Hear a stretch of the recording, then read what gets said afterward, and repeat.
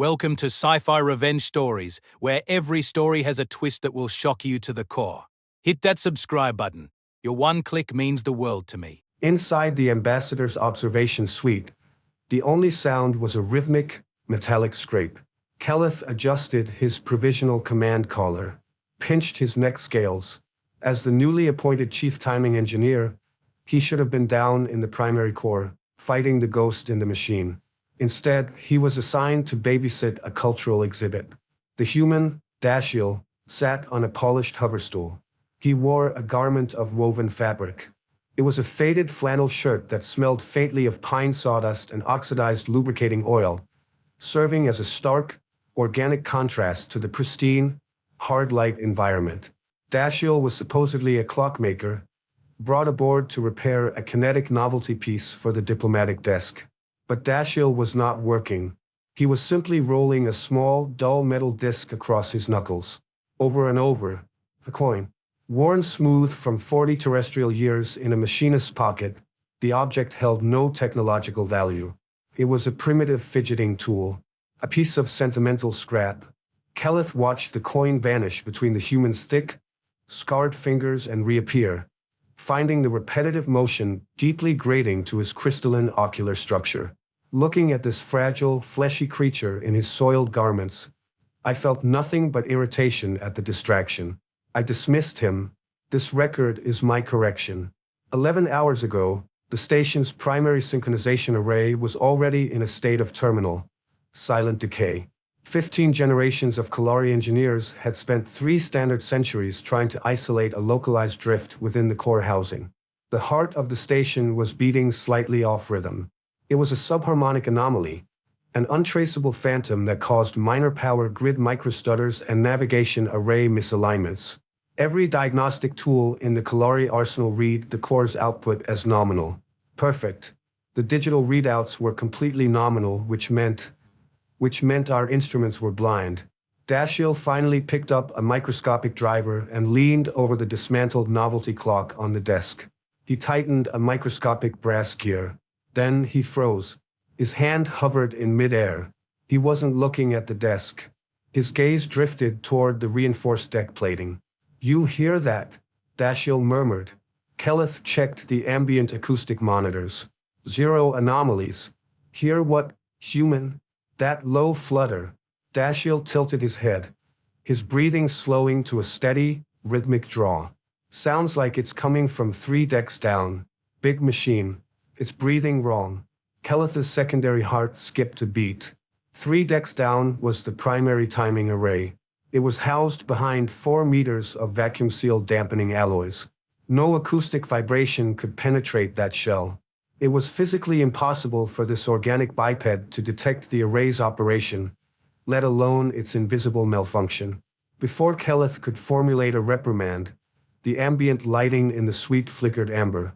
The 1000th diagnostic cycle had just failed. Deep in the station's bowels, the main tech went dark. The hum of the life support ventilators hitched, dropped an octave, and stabilized with a sickening, heavy mechanical groan. The drift had finally compounded into a cascading physical failure.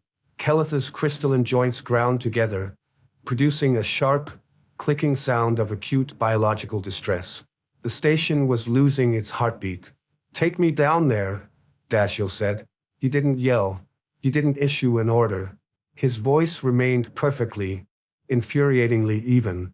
Kellari, operating on the sheer panic of a provisional commander watching his sector collapse, authorized the lift descent. The primary core chamber was a cathedral of light and polished alloys. The timing array towered at the center, a monolithic cylinder of spinning graviton rings. To the Kellari, it was a masterpiece of mathematical perfection. To Dashiell, it was just a sick engine. The hum filled the chamber like a massive tuning fork struck inside a stone vault. The frequency was erratic. The vibrations bleeding off the housing were so aggressive that Kellari could feel microfractures threatening to form along his own fibula. The human stepped past the security barrier. He walked directly toward the vibrating outer housing of the array. Kellari raised his vocal amplitude. "Step back. The kinetic shear forces will shatter your skeletal structure." "Can I just—" Dashiell didn't finish the sentence. He simply reached out and pressed his bare palm flat against the screaming metal housing. He closed his eyes. The chamber around them was flashing with critical warning strobes. Kellith was rapidly cycling through emergency shutdown protocols on his datapad, trying to prevent a complete synchronization collapse before the sector went dark entirely. "Yeah, that's wrong," Dashiell muttered, keeping his hand pressed against the metal. Kellith stopped typing. He stared at the human's hand resting directly on a surface vibrating at lethal frequencies.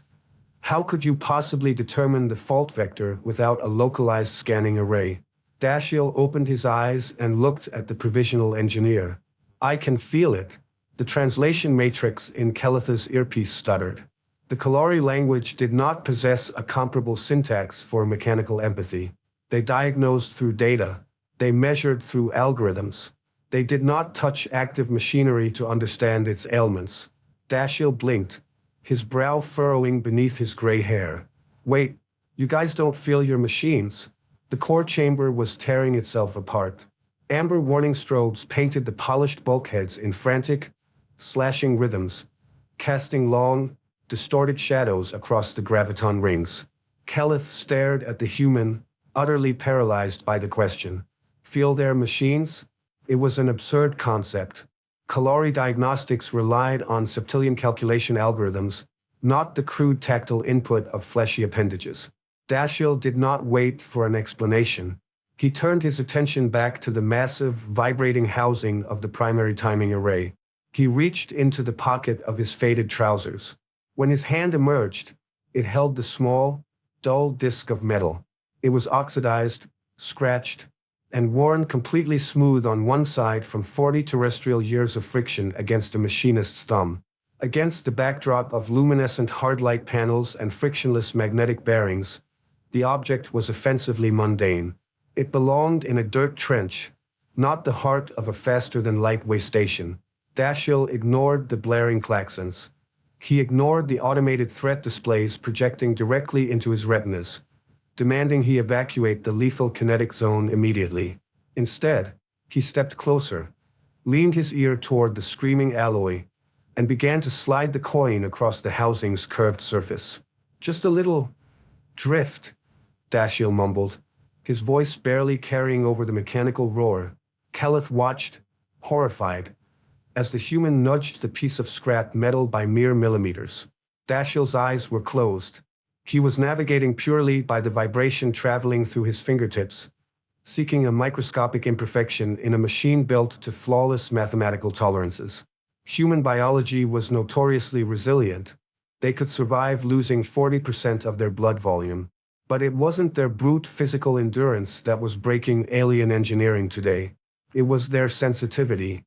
They evolved on a volatile, shifting world of earthquakes and thunder, forcing their nervous systems to read the very tremors of the earth. They spoke the language of vibration. Suddenly, Dashiell stopped moving. He tapped the top of the coin once with his index finger, pinning it perfectly to a specific coordinate on the casing. The shaking simply stopped. The localized data flooded Kellith's retinal display.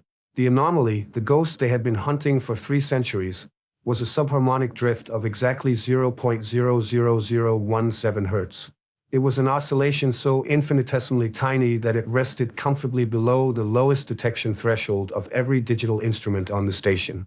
But it was there, and the coin's mass, altered by decades of microabrasion and human handling to exactly 4.7 grams, acted as a flawless physical counterweight. Placed at the precise resonance node, it absorbed the stray frequency completely. As the primitive piece of oxidized metal settled into its final position on the housing, the cascading mechanical groan of the failing life support systems smoothed out into a pristine, unbroken hum, realigning the station's entire navigational and gravitational network in exactly 43 seconds. 300 years of algorithmic compensation, rendered entirely obsolete by a piece of pocket scrap. Kellith's breathing pattern hitched, pulling in a ragged gasp of recycled oxygen. The sudden absence of erratic vibration was staggering. Deep within his own crystalline skeletal structure, his joints gave a loud, sharp crack.